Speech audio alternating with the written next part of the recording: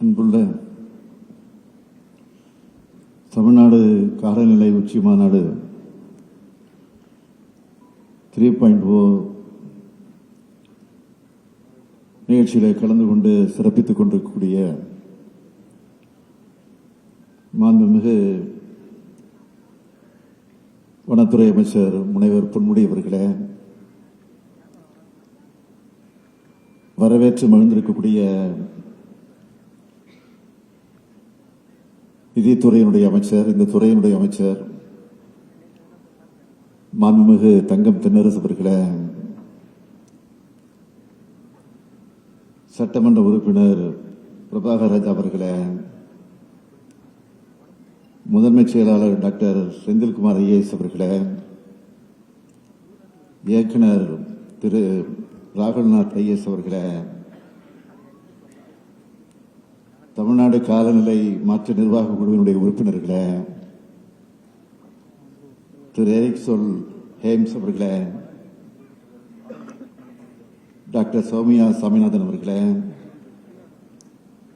தமிழ்நாடு மாசு கட்டுப்பாடு வாரியத்தினுடைய தலைவர் திருமதி ஜெயந்தி அவர்களே,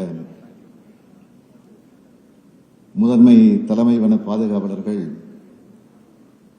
திரு ஸ்ரீனிவாஸ் ரெட்டி அவர்களே, செல்விமிதா பானர்ஜி அவர்களே, தலைமை வன உயிரின காப்பாளர்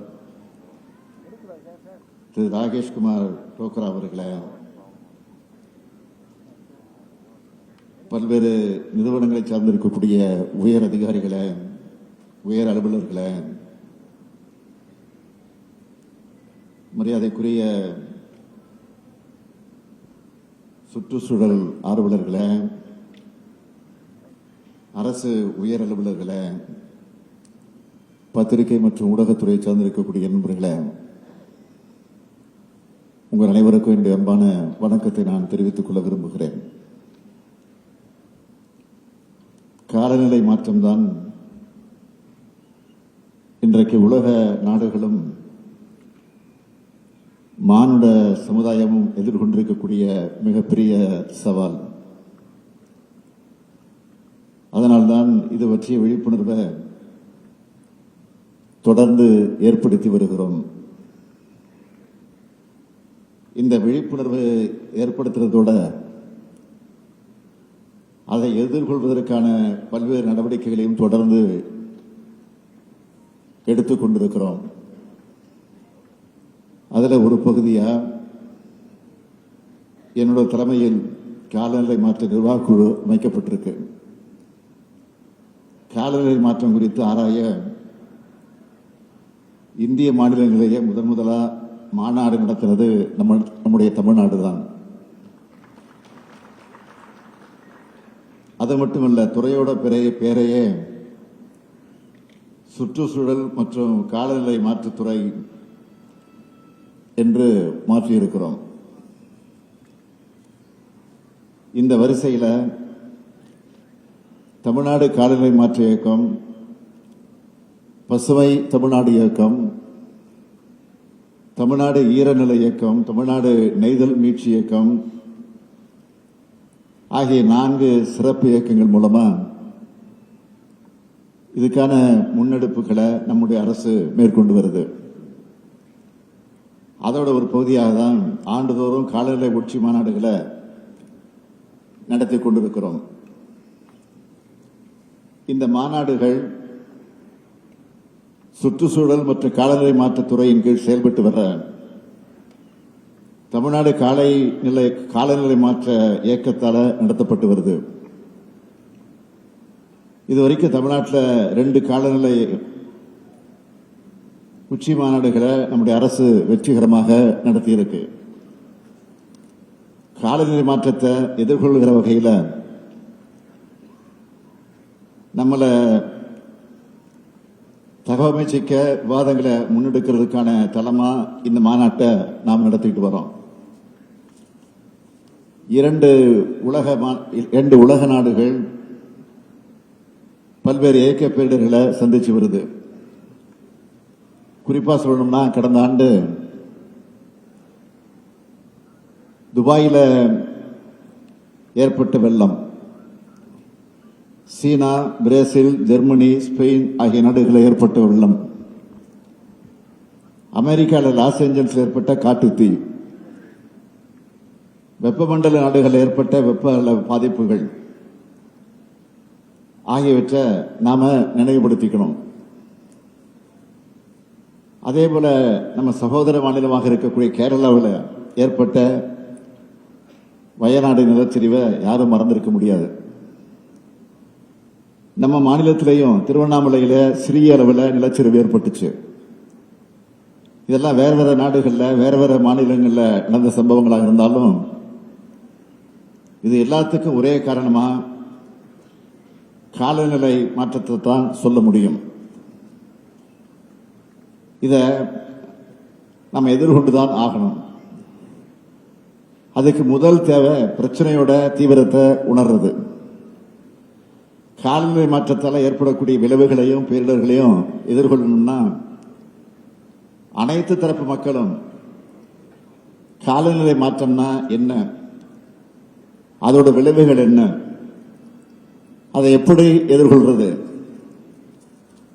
அதுக்கேற்றபடி நம்மளை எப்படி தலைமை தகவமை அமைச்சிக்கிறது, விழிப்புணர்வை ஏற்படுத்தணும். இது மட்டும் நடந்தா நம்ம சமூகம் காலநிலை கல்வியில பெற்ற சமூகமாக இருக்கும். பேரிடர்கள் இருந்து மீண்டு வர்றதுக்கான ரெசிலியன்ஸ் இருக்கும். காலநிலை மாற்றத்தை கல்வித்துறை மூலமாகவே புகட்ட நம்ம அரசு திட்டமிட்டு இருக்கு. நம்ம தமிழ்நாட்டோட எதிர்காலத்துக்கான கனவுகள் எல்லாத்துக்கும் கல்விதான் அடித்தளமாக இருக்கு. அதனால்தான் நம்ம அரசு காலநிலை கல்வி அறிவை ஒரு இயக்கமாகவே முன்னெடுக்க முடிவு செஞ்சிருக்கு.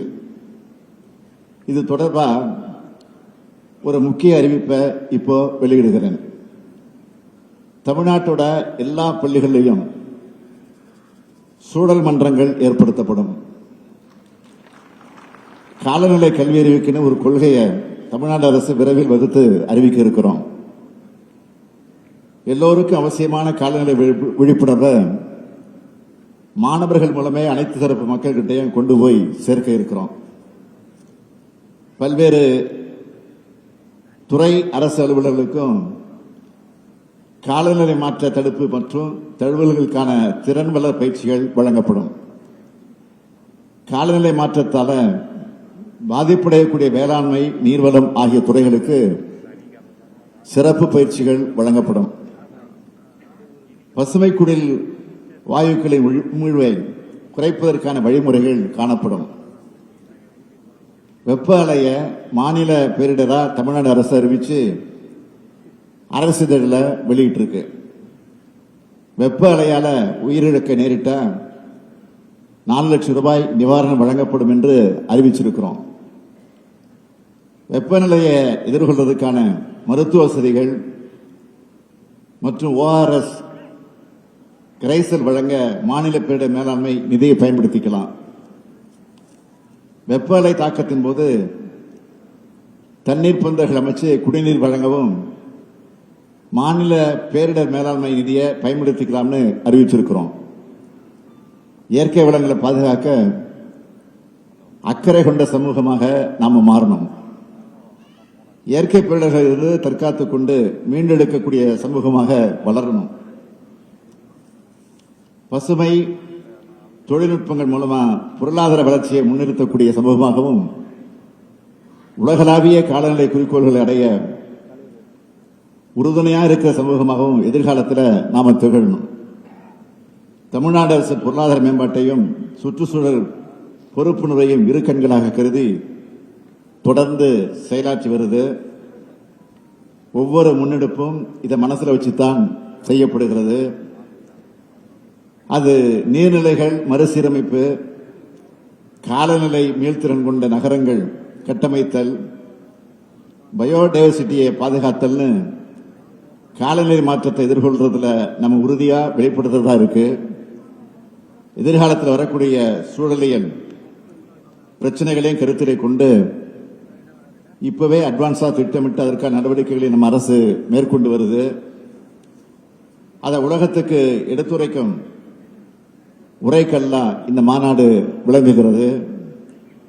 மக்களுக்கு தொடர்ந்து காலநிலை மாற்றம் குறித்த விழிப்புணர்வை ஏற்படுத்துவதற்கான நடவடிக்கைகள் அரசால் மேற்கொள்ளப்படும் என்பதை மீண்டும் ஒரு முறை உறுதி செய்து உங்களிடமிருந்து விடைபெறுவதற்கு முன்பு இந்த மாநாடு வெற்றியடைய வாழ்த்தி இதனை சிறப்பாக ஒருங்கிணைச்ச அமைச்சர் நம்முடைய தங்கம் தென்னரசு அவர்களுக்கும் செயலர் செந்தில்குமார் ஐஏஎஸ் அவர்களுக்கும் என்னுடைய மற்றும் அவரோடு துணை புரிந்த அனைத்து உறுப்பினர்களுக்கும் என்னுடைய வாழ்த்துக்களையும் பாராட்டுக்களையும் தெரிவித்து என் உரையை நிறைவு செய்கிறேன். நன்றி, வணக்கம்.